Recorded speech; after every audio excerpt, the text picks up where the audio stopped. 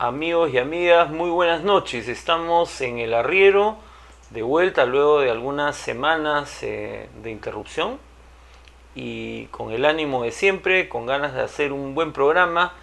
Y el día de hoy tengo un invitado conocido en este programa, lo he entrevistado en varias de sus facetas. Es Iván La Negra, abogado, fue viceministro de Interculturalidad. Pero la primera entrevista que yo te hice en este programa fue cuando eras todavía adjunto en la Defensoría del Pueblo. Bueno, Iván dejó de ser viceministro hace algunos meses, pero sigue siendo una voz autorizada en el debate sobre la política indígena, la consulta previa y una serie de temas que siguen latiendo en la agenda, que emergen de cuando en cuando. Iván, muy buenas noches, un gusto tenerte en el programa. Buenas noches, un gusto estar acá.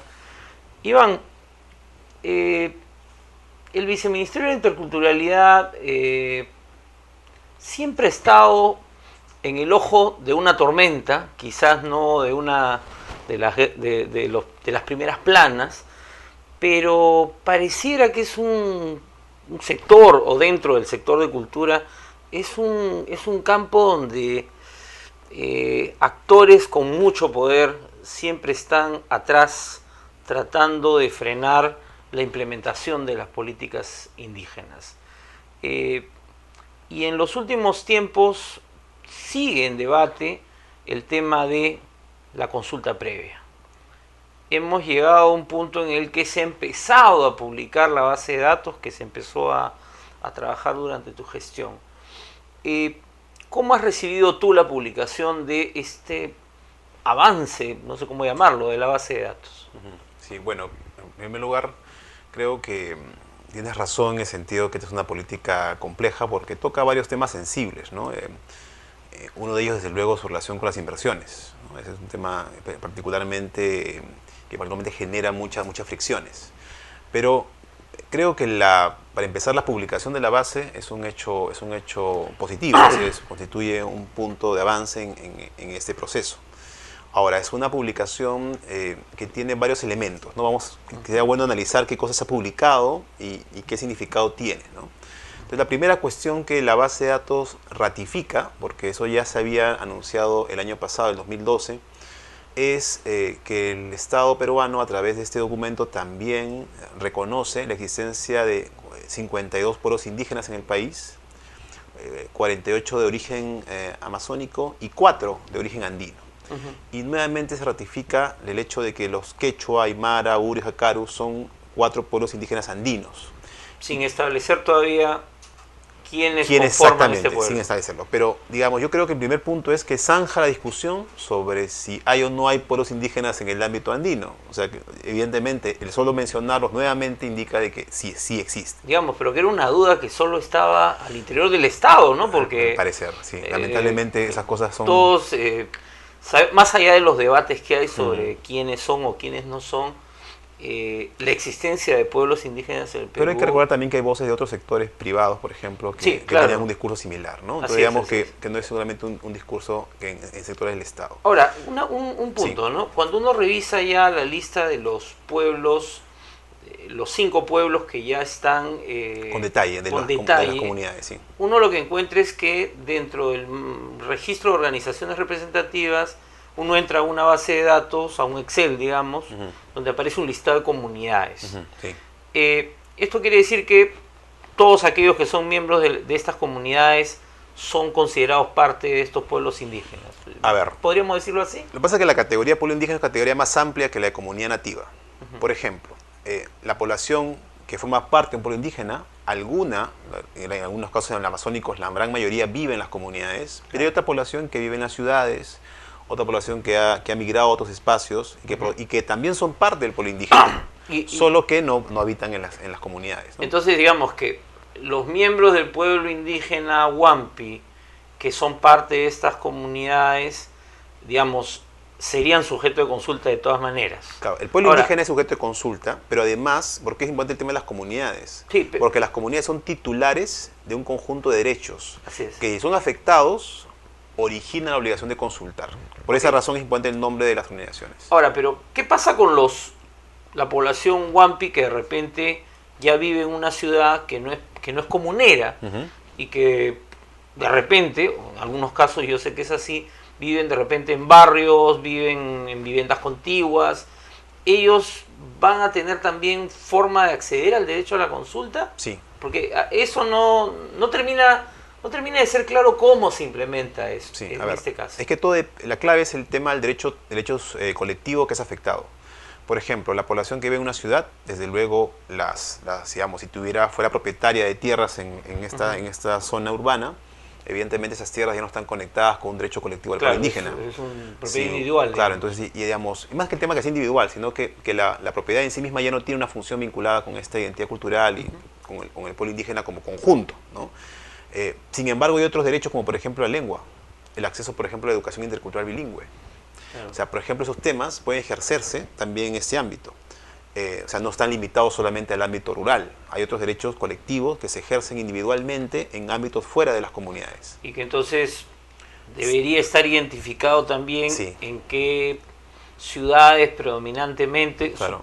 La base no está eso todavía. Claro, por ejemplo, las organizaciones de alcance nacional, como por ejemplo ESEP, también tienen la capacidad de representar eventualmente derechos colectivos que van más allá del ámbito de las comunidades. En este caso, por ejemplo, si hubiera una modificación de reglamento de educación intercultural bilingüe, digamos, fuera una norma de ese tipo, AEDESEP represente no solamente a la población de las comunidades nativas, sino también a aquella que vive en otros espacios, que no deja de ser parte del pueblo indígena. Ahora, pasando a otro tema, tenemos 5 pueblos ya con una información más detallada, y tenemos otros en los que todavía la información no está. Y se ha dicho que la información se va a ir actualizando. Pero a la vez se ha dicho de nuevo que las consultas se verán caso por caso, ¿no? Y entonces a uno termina entrándoles ciertas dudas de cómo se va a implementar, porque yo estaba pensando... y a mí me parecía esto una contradicción que en el discurso de algunos funcionarios públicos se decía no hay pueblos indígenas en la sierra, y sin embargo tú y muchos otros funcionarios participaron de un proceso de reglamentación de la ley donde tenías organizaciones representativas de la sierra y de la costa inclusive, ¿no? Así es. Entonces, ¿cómo crees tú que se va a proceder ya en el caso de por ejemplo, el tema que ha generado más debate, que es el tema de los proyectos mineros? O sea, finalmente van a haber consultas, ya no eres viceministro, ¿no? Está fuera, digamos, ¿no? Entonces lo ves seguramente con otros ojos. Van a haber finalmente consultas en zonas como Apurímac, donde la población es predominantemente indígena. A ver, vamos por parte. Primero, el tema no es solamente la minería, ¿ok? Pero efectivamente el ámbito andino, digamos, es el tema central. Claro, y están cruzados esos dos. Entonces, a ver, una primera cuestión es ver si hay en la información que se ha publicado algún detalle adicional que nos ayude a ver, digamos, cuáles son esos pueblos indígenas del ámbito andino del que estamos hablando. Y uno de los detalles más interesantes es que si uno revisa el nombre del pueblo indígena quechua, va a encontrar al lado un conjunto de nombres que dicen otras denominaciones con las cuales se identifica el pueblo indígena quechua. Claro, quechua hablante, y hay chancas, cañaris, por ejemplo, ¿no? Entonces, algo que se refiere a los cañaris de Ecuador, es evidente que los cañaris en el Perú, los únicos que tienen esa denominación son los que viven en Lambayeque.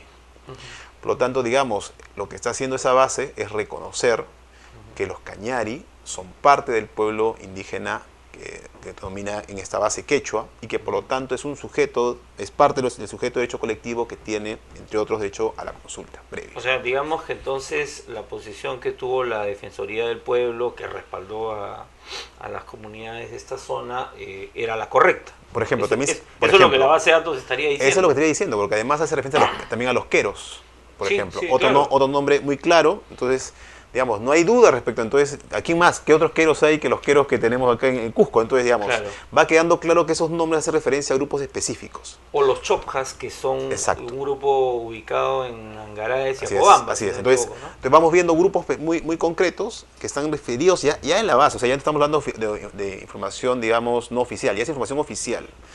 Entonces, ahí un primer punto de conocimiento. Ya.